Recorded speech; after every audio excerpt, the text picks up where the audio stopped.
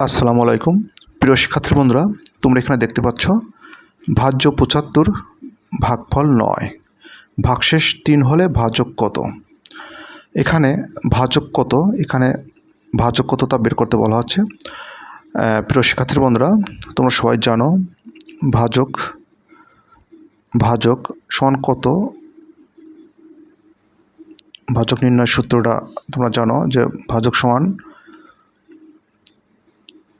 ভাজ্য বিয়োগ ভাগশেষ।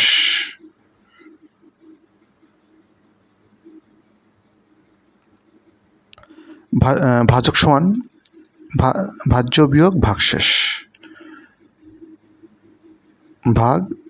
ভাগফল।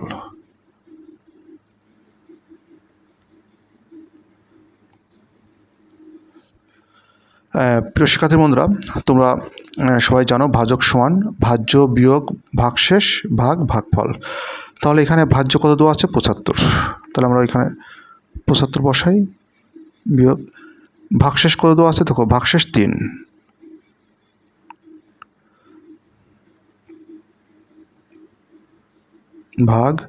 ভাগফল কত দেওয়া আছে? ৯। তোমরা এখানে দেখতে পাচ্ছ ৯।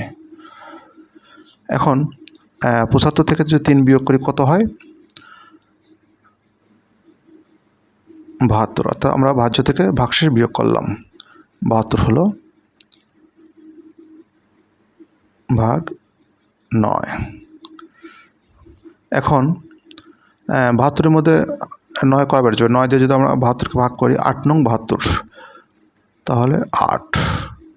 তাহলে ভাজক হচ্ছে ৮। দেখো কত সহজ।